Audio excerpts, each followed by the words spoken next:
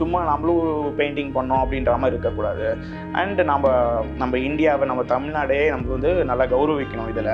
ஏன்னா தஞ்சாவூர் ஓவியம்ன்றது வந்து fully of south zone, நம்ம தமிழ்நாடு ஆரிஜினில் இருக்கிறது. ஸோ இதை வந்து வேர்ல்டு வைட் எடுத்துன்னு போகணும். ஆர்ட்டை பொறுத்த வரைக்கும் சடனாக நம்மளுக்கு நேச்சர் தான் நம்மளுக்கு கடவுளே ஆக்சுவலி. ஸோ சம்டைம்ஸ் ஒரு இன்ஸ்டிங்க்ட் காமிக்கும், நீ இப்படி பண்ண.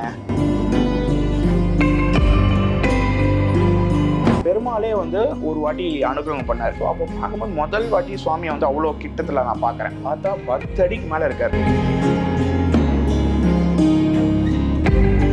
ஸோ 5 full years ஆச்சு உங்களுக்கு இந்த பெயிண்டிங் கம்ப்ளீட்? ஆமாம், ஏன்னா பிகாஸ் இதில் வந்து டேஞ்சூர் பெயிண்டிங் பொறுத்த வரைக்கும் ப்ராசஸ் இருக்குது. இதில் இந்த போர்டை ரெடி பண்ணுறதுக்கே it will take at least 2-3 months ஆகும். அப்போ நல்ல ரெயின், அப்போ வந்து ஆல்மோஸ்ட் எங்கள் வீட்டுக்குள்ளே வர ஸ்டேஜ் தண்ணி. இப்போ வந்து ஃப்ரேம் போடுறதுக்கு முன்னாடி பெயிண்டிங் தானே பண்ணிட்டு இருந்தேன். அப்போ கொஞ்சம் ஓரளவு வந்து ஒரு 4 பேர் இருந்தால் தூக்கலாம். வித்தின் ஒரு 5-10 minutes அது ஏற்று வைக்கிறோம், மழை ஸ்டாப் ஆகிடுது, அப்படியே தண்ணி ட்ரெயின் அவுட் ஆக ஆரம்பிச்சு. ஃபஸ்ட்டு டிவோட்டி யார் அப்படின்னு பார்த்தோன்னா பெருமாளுக்கு சிவன் தான். ஸோ அந்தளவுக்கு சிவனுக்கும் ஹரிக்கும் வந்து அவ்வளோ லிங்க் இருக்குது.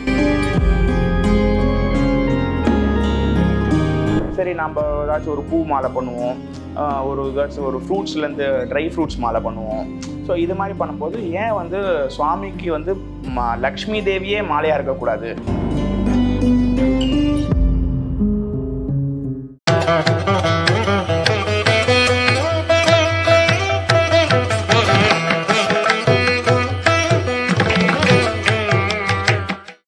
டிவி நேயர்களுக்கு வணக்கம். நான் லதா சுப்பிரமணியன். இன்னைக்கு நம்ம கூட இணைஞ்சிருக்கிற சிறப்பு விருந்தினர் தஞ்சாவூர் பெயிண்டிங், அதாவது தஞ்சாவூர் பெரிய கோபுரத்துக்கு அப்புறமா தஞ்சாவூர் பெயிண்டிங் தான் நம்ம எல்லோருமே பெருமிதமாகவும் ரசித்து நம்ம வீட்டில் வைக்கக்கூடிய விஷயம்.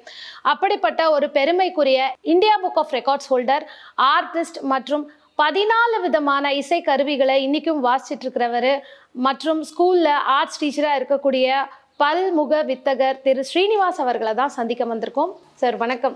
வணக்கம். முதல்ல வாழ்த்துக்கள். ஏன்னா இந்தியா புக் ஆஃப் ரெக்கார்ட்ஸில் வந்து ஒருத்தர் இடம் பெற்றார் அப்படின்னா அது சாதாரண விஷயம் இல்லை. So we are proud. நம்ம இந்தியாவில், தமிழ்நாட்டில் நீங்கள் வந்து இந்த ஒரு இந்தியா புக் ஆஃப் ரெக்கார்ட்ஸோட அவார்டு வாங்கியிருக்கீங்க, சந்தோஷம். ஃபஸ்ட்டு உங்களோட பேசிக்ஸ்லேருந்து போயிடலாம். நீங்கள் இந்த தஞ்சாவூர் பெயிண்டிங் அப்படிங்கிற ஒரு விஷயத்தை தான் நான் பண்ணுவேன் அப்படிங்கிறத எப்போ ஆரம்பிச்சிங்க? நீங்கள் இப்போ என்ன பண்ணிகிட்ருக்கீங்க? திருவள்ளூர் டிவி நேயர்களுக்கு நமஸ்காரங்கள்.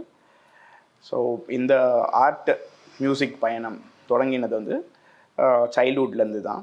லைக் வீட்டிலே வந்து we use to have some bhajans programme இருக்கும் வீட்டில். அப்புறம் தாத்தா நல்லா பாடுவார், ஸோ அப்பா நல்லா ஹார்மோனியம் வாசிப்பார். இதுக்கு நடுவில் அம்மாவோட கான்ட்ரிபியூஷனும் இருந்தது. அம்மா வந்து நல்லா வரைவோம் அண்ட் கோலம்லாம் பெருசாக அழகாக போடுவாங்க. So that inspired me from the childhood. So அது கொஞ்சம் கொஞ்சமாக கல்டிவேட் ஆகும்போது பை காட்ஸ் கிரேஸ், குரு அனுகிரகத்தால் ஒரு நல்ல குரு கிடச்சார் எனக்கு. ஸோ அப்படி தொடங்கினது தான் இந்த ஓவியம்ன்றது ஒன்றும், மியூசிக்ன்றது ஒன்றும். ஓகே. ஸோ நீங்கள் இப்போ வந்து ஆர்டிஸ்ட் அப்படிங்கிறத தாண்டி ஒரு 14 விதமான மியூசிக் இன்ஸ்ட்ருமெண்ட்ஸை நீங்கள் வந்து வாசிக்கிறீங்க. ஏன்னா 1-2 மியூசிக் இன்ஸ்ட்ருமெண்ட்ஸ் வாசிக்கிறதுங்கிறதே ஒரு கஷ்டமான விஷயம், கற்றுக்க டைம் இல்லாத ஒரு விஷயம். டேஞ்சூர் பெயிண்டிங் ஹேண்டில் பண்ணுறீங்க, எப்படி நீங்கள் 14 மியூசிக்கல் இன்ஸ்ட்ருமெண்ட்ஸ் ஹேண்டில் பண்ணுறீங்க? ஆக்சுவலி அதில் வந்து நான் ப்ரொஃபஷ்னலாக வாசிக்கிறது இப்போது ஸ்டேஜில் பார்த்தீங்கன்னா ஒரு 6-7 இன்ஸ்ட்ருமெண்ட்ஸ் வாசிக்கிறேன். அது தவிர வந்து லைக் சில ரேரஸ்ட் இன்ஸ்ட்ருமெண்ட்ஸ்லாம் இருக்குது, அதெல்லாம் வந்து ஹேண்டில் பண்ணுன்ற ஒரு ஆசை சின்ன வயசுலேருந்து. ஸோ அந்த ஆசை வந்து எனக்கு கொஞ்சம் கொஞ்சமாக அதை டெவலப் பண்ண வச்சுது. ஒரு ஸ்டேஜில் வந்து அதாவது இன்னொன்று சொல்லுவாங்க, அதாவது மிருதங்கம் ஃபஸ்ட்டு கற்றுண்டா it's a king of percussion instrument சொல்லுவாங்க. So once you are very good at mridangam, அதில் நல்லபடியாக கற்றுண்டோன்னா அதுலேருந்து கொஞ்சம் பார்ஷியலாக ஒரு 4-5 இன்ஸ்ட்ருமெண்ட் அது கூடயே வந்து ஒரு சப் ப்ராடக்ட் மாதிரி வந்துடும். ஸோ அதில் வந்து இந்த கடம், கஞ்சீரா, அப்புறம் வந்து மோர்சிங், தப்லா, இதெல்லாம் கொஞ்சம் கொஞ்சமாக அதோட டச்சஸ் இருக்கும். அதுக்கு எல்லாமே சொல்கட்டுன்றது ஒன்று இருக்குது, அது வந்து இட்ஸ் சேம். ஓகே. பட் வாசிக்கிற ஃபிங்கரிங் வேறு.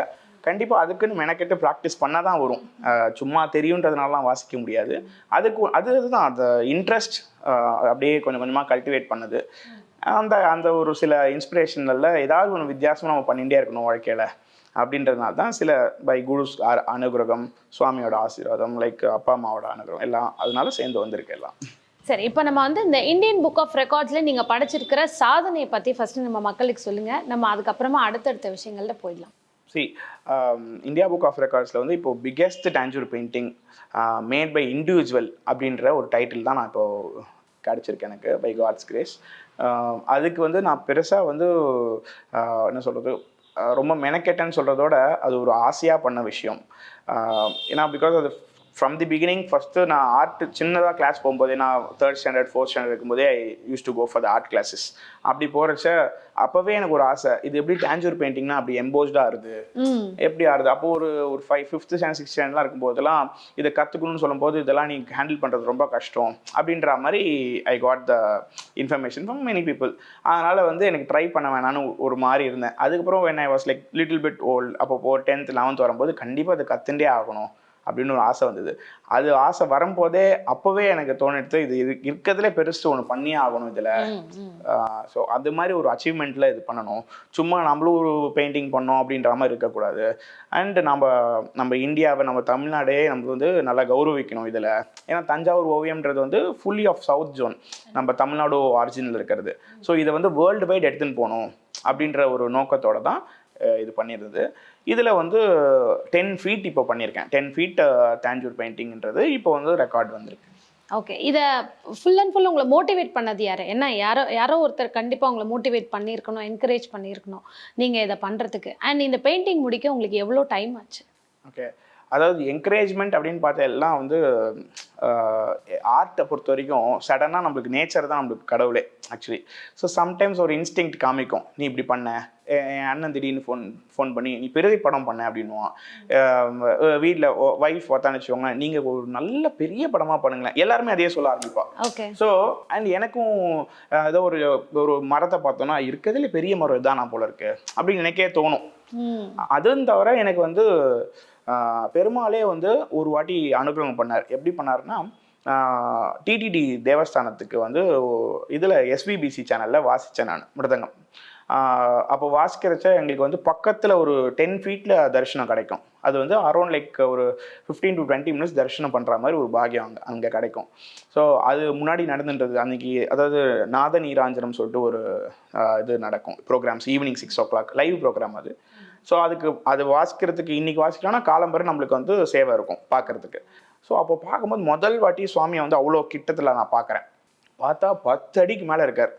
அப்புறம் ரிசர்ச் பண்ணி பார்த்தா 9 point something ஹைட், அவரோட height nearest to 10 feet. So நான் இது வரைக்கும் நினச்சது ஒரு 5 அடி இருப்பார், நம்மள மாதிரி தான் இருப்பார். ஏன்னா தூரத்துலன்னு பார்க்குறதுக்கு அப்படி தான் இருக்கும். பக்கத்தை பார்த்தா எனக்கு எதுவுமே தோணலை. பிரம்மாண்ட நாயகன்றது அன்றைக்கி அப்போ தான் தெரிஞ்சுது எனக்கு. அண்ட் பார்க்கும்போது உண்மையாகவே அங்கே ஒரு வைகுண்டம் ஃபீல் அங்கே இருந்தது.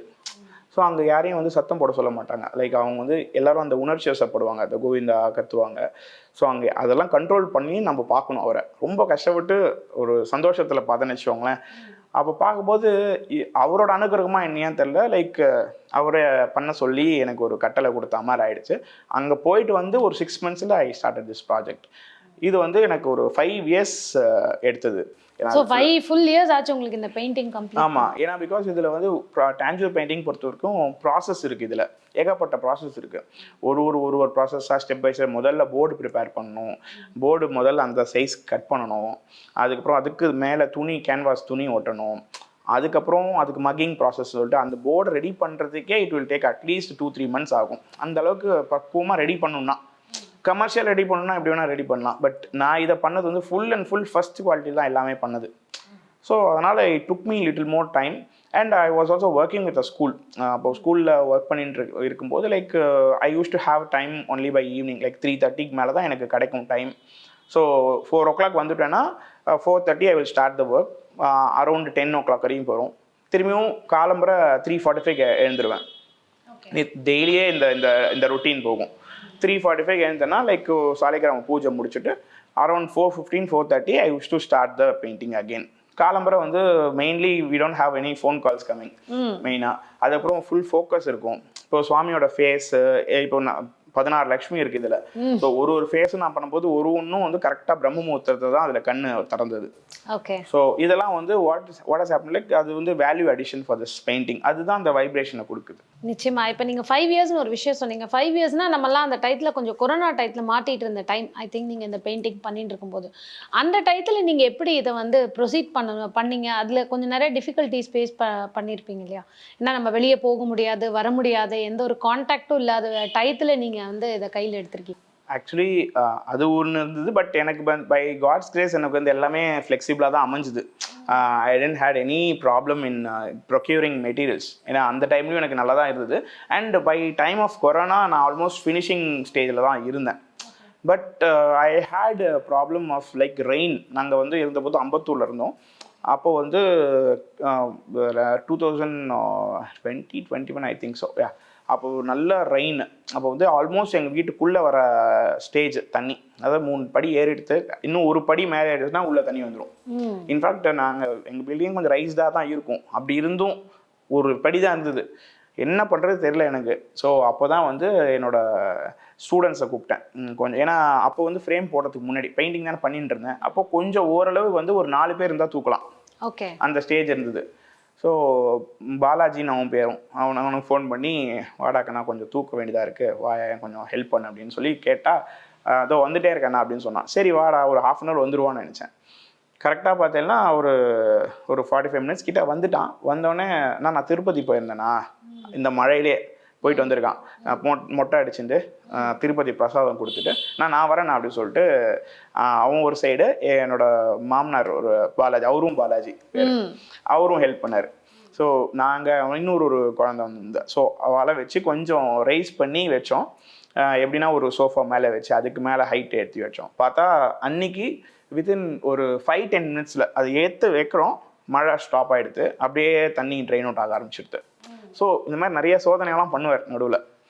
ஏகப்பட்ட சோதனை பண்ணி நீ எப்படி ரியாக்ட் பண்ணுறன்றதை பார்த்துட்டு so you was literally talking to me for each and every step what ever I am taking. அப்படிதான் ஏதாச்சும். ஸோ கேட்கும்போதே நல்லா இன்ட்ரெஸ்டிங்காக இருக்குது. ஏன்னா பாலாஜி தன்னை ரெடி பண்ணுறதுக்கு தம் பேரில் இருந்தவங்களே வந்து உங்களுக்கு ஹெல்ப்பாக அனுப்பிச்சிட்டார் அவர். சரி, இந்த நீங்கள் உங்களோட ஒர்க்குடைய நிறைய ஸ்பெஷாலிட்டிஸ் இருக்குது. ஃபஸ்ட்டு நம்ம ஃப்ரேம்லேருந்து போயிடலாம். இந்த ஃப்ரேம் பார்த்தீங்கன்னா ரொம்ப திக்காக இருக்குது, ரொம்ப அழகாக இருக்குது. இது இந்த அளவுக்கு வந்து என்ன மாதிரி ஒர்க் பண்ணியிருக்கீங்க இதில் நீங்கள்? ஆக்சுவலி தி பெஸ்ட் ஆர்டிஸ்ட் இந்த வேர்ல்டு அப்படின்னு சொல்லலாம் கோவிந்தராஜ் அவர் பேர். அகைன் சுவாமி பேர் தான் வராரு அவரும். ஸோ அவர் பார்த்தீங்கன்னா இதுலேயே வந்து ஒரு 50-60 வருஷமாக பாரம்பரியமாக இந்த ஃப்ரேம் பண்ணின்னு இருக்கார். ஃப்ரேம் ஆர்டிஸ்ட் அவர். அவர்கிட்ட சொல்லி, ஏன்னா இது வந்து நம்ம வீட்டுக்குள்ளே வரணும், திரும்பி எடுத்துன்னு போகிற மாதிரி இருக்கணும். ஏன்னா இப்போ 10 அடின்றது இது லாங் பார்த்தீங்கன்னா 6 ஃபீட்டு. ஸோ நம்ம ஃப்ரேம் போட்டால் ஒரு 7 ஃபீட் வரைக்கும் எக்ஸ்டெண்ட் ஆகிறதுக்கு சான்சஸ் இருக்குது. ஸோ நம்மளோட வாசக்கால் பார்த்தீங்கன்னா 7.5 கிட்ட தான் இருக்கும். ஸோ அதுக்குள்ளே நம்ம எடுத்துன்னு வரணும், அதுக்கேற்ற மாதிரி செட் பண்ணணும் அப்படின்றதான் செட் பண்ணி அதுக்கேற்ற ஃப்ரேமை ரெடி பண்ணி பண்ணது தான் அது. அண்ட் ஃபர்ஸ்ட் குவாலிட்டி டீ குட்ல பண்ணது. ஒரே மரமா ஃப்ரேம் தான் நீங்க பண்ணிருக்கீங்க? ஆமா, நான் பண்ணது இல்ல, கோவிந்தராஜ் சார் அப்படின்றது ஃப்ரேம் பண்ணது. ஃப்ரேம் பண்ணி கொடுத்தது. ஓகே. ஃப்ரேம் போடுறதுக்கும் வந்து ஆட்கள் வந்து இந்த அது நம்ம சேனல்ல கூட பார்க்கலாம் நீங்க. இந்த ஷி ஆர்ட்ஸ் வேர்ல்ட் அப்படின்ற சேனல் இருக்கு. அந்த சேனல்ல வந்து ஃப்ரேமிங் எப்படி போட்டான்றதே சொன்னேன். ஒரு தான் லைக் 10 to 12 people கேம் பார்த்தோம். ஆமா, அது மாதிரி ஆளுங்க வந்து இதை தூக்கி வைக்கிறதுன்றே ஒரு அவ்வளோ வெயிட்டான ஒரு விஷயம். ஸோ அதனால் நகர்த்த கூட முடியாது. Only thing is when he is going to be sold out அப்போ தான் இவர் இங்கேருந்து கிளம்புவார். அதுவும் ஒரு 15 to 20 people வேணும். கண்டிப்பாக கண்டிப்பாக. ஏன்னா அவர் வந்து சாமானியப்பட்ட ஒரு ஆள் இல்லை. அவரை பார்க்குறதுக்கே நம்ம 3 மணி நேரம் வெயிட் பண்ணணும் ஒரு தர்ஷனுக்கே. இப்போ நீங்கள் உங்களுடைய ஆர்ட்டில் பார்த்தீங்கன்னா ஃபஸ்ட்டு மேலே நீங்கள் வந்து சங்கு சக்கரம் அப்புறம் திருநாமத்தை கொண்டு வந்திருக்கீங்க. இதை மேலே ஃபஸ்ட்டு கொண்டு வரணும் அப்படிங்கிற மாதிரி ஐடியா உங்களுக்கு எப்போ வந்தது? ஆக்சுவலி சுவாமிக்கு வந்து திருநாமம் சங்கு சக்கரம்ன்றது ரொம்ப இம்பார்ட்டண்ட்டான விஷயம், அவரோட அஸ்திரம் அது. ஸோ அது வந்து ஃபஸ்ட்டு டாப்பில் வச்சிடணும், அதுக்கு மேலே எதுவுமே கிடையாது அப்படின்ற ஒரு சிம்பிளை காமிக்கணும்னு சொல்லிட்டு அவரோட ஆயுதத்தை தான் முதல்ல அவர் ப்ரையாரிட்டி கொடுப்பார். இன்ஃபேக்ட் ராமர் கூட பார்த்தீங்கன்னா அவர் வில்ல எடுக்கிறதே கிடையாது. ஒன்லி இன் ஒன் கும்பகோணம் ஏதோ ஒரு கோவிலில் தான் வந்து பட்டாபிஷேக ராமராக இருக்கிறதுனால அவரோட அம்பை வந்து லக்ஷ்மணருக்கு கொடுத்துருக்காரு. மற்றபடி அவரோட ஆயுதங்கள் எப்பயுமே அவர்கிட்ட இருக்கும்.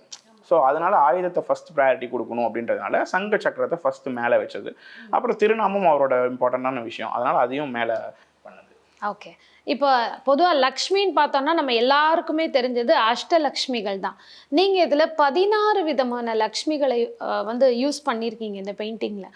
அது என்ன 16 விதமான லக்ஷ்மி? ஏன் அதை வந்து லக்ஷ்மியை கொண்டு வரணுன்ற அபிப்பிராயம் உங்களுக்கு ஏன் வந்தது? ஆக்சுவலி அதுக்கு வந்து என்ன காரணம்னா, ஒரு சுவாமியை பண்ணுறோம்.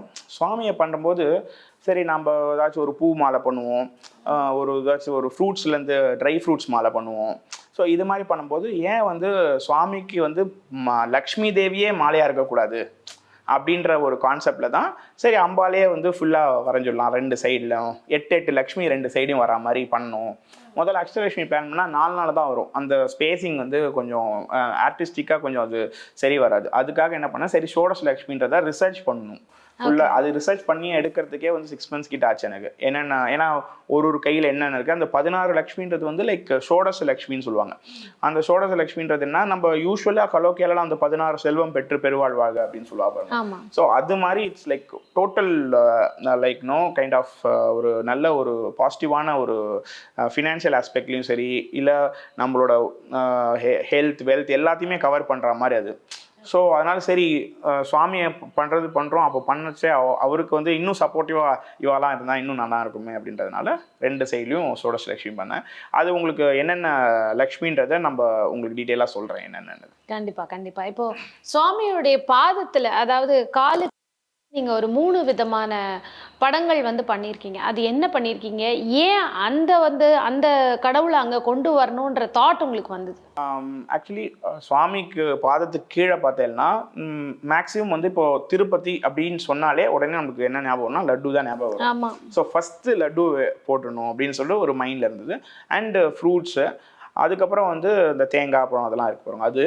அதுக்கப்புறம் ப்ரெஷியஸ் ஸ்டோன்ஸ் இருக்கிற மாதிரி, ஒரு ஐஸ்வர்யம் இருக்கிற மாதிரி, ஒரு நிறைய ஆபரணங்கள் இருக்கிற மாதிரி, புஷ்பங்கள் இருக்கிற மாதிரி, இது மாதிரி ஃபஸ்ட்டு ஒரு பாசிட்டிவ் வெல்த்தி வைப்ஸ் அங்கே எடுத்துனோன்னு ஃபஸ்ட்டு அந்த ஒரு லைன் கொடுத்துட்டு, அதுக்கு கீழே வந்து 2 சைடு வந்து ஹனுமாரும் ஒரு சைடு வந்து கருடரும். ஏன்னா கருடரும் வந்து பார்த்தீங்கன்னா very important role for Perumal. ஆமாம், பெருமாளுக்கு ஸ்ட்ரைட் ஆப்போசிட் இருப்பார் திருப்பதியிலும் கருட பெருமாள். எங்கேயுமே பார்த்தீங்கன்னா ஏன்னா கருடர் அவரோட வாகனம்.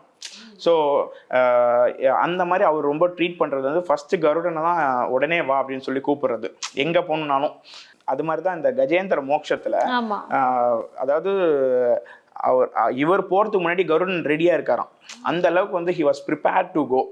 ஸோ அப்படின்ற போது அவருக்கு ப்ரையாரிட்டி கொடுக்குன்னு சொல்லிட்டு ஒரு சைடு கருடனும், ஆஞ்சநேயர் எப்பயும் போல் ஃபுல்லாக விஸ்வாசம் ஆஃப் ராமர் தான் வந்து பெருமாள். அந்த நெக்ஸ்ட் கேட்டகரி வர்றது தான். ஸோ அதனால ஹனுமாரையும் வைக்கணும் அப்படின்னு சொல்லிட்டு 2 சைடில் வச்சுட்டு நடுவில் வந்து காமதேனமும் கல்பவருஷமும் வச்சுருக்கேன். ஏன்னா வந்து அது எதுக்குன்னா காமதேனுன்றது வந்து என்ன கேட்டாலும் கொடுக்குற ஒரு தெய்வம் ஒன்று. அண்ட் கல்பவருஷம்ன்றது அதே மாதிரி தான் என்ன கேட்டாலும் கொடுக்கும் அந்த மரம். ஸோ காமதேனு கீழே பார்த்தீங்கன்னா சிவலிங்கமும் இருக்குது. அந்த சிவலிங்கத்துக்கு தானாகவே வந்து பால் சுரந்து அது அபிஷேகம் ஆறா மாதிரி அங்கே இருக்குது. ஸோ ஏன்னா ஃபஸ்ட்டு டிவோட்டி யார் அப்படின்னு பார்த்தீங்கன்னா பெருமாளுக்கு சிவன் தான். ஸோ அந்தளவுக்கு சிவனுக்கும் ஹரிக்கும் வந்து அவ்வளோ ஒரு லிங்க் இருக்குது. ஸோ அதனால் வந்து அந்த ஒரு ஆஸ்பெக்டையும் காமிக்கணும். ஸோ ஓவராலாக இந்த படத்தை பார்த்தால்னா எல்லா ஒரு ஐஸ்வர்யமும் கிடைக்கும். ஹரியோட ஆசீர்வாதம் கிடைக்கும், சிவனோட ஆசீர்வாதமும் கிடைக்கும். அண்ட் எல்லா ஐஸ்வர்யங்களும் காமதேனு மூலியமாகவும் சரி, கல்பவருஷம் மூலியமாகவும் சரி, ஷோடச லக்ஷ்மி மூலியமாக சரி எல்லாமே கிடைக்கும்ன்றது தான் ஐதீகமாக பண்ணுது. இப்போ இதில் பார்க்கும்போது ஃபுல்லாக அப்படியே ஜொலிக்குது. ஸோ இதில் நீங்கள் கோல்ட் அண்ட் ப்ரெஷியஸ் ஸ்டோன்ஸ் எக்ஸ்க்ளூசிவாக யூஸ் பண்ணியிருக்கீங்க. இப்போ அது போக பெருமாளை பார்க்கும்போது ரொம்ப ஜொலிக்குது, ஷைனிங்காக இருக்குது. நீங்கள் எந்த மாதிரி கோல்டு மெட்டீரியலும் ப்ரெஷியஸ் ஸ்டோன்ஸும் இதில் யூஸ் பண்ணியிருக்கீங்க. தஞ்சாவூர் பெயிண்டிங் நிறைய பேர் பண்ணுறாங்க.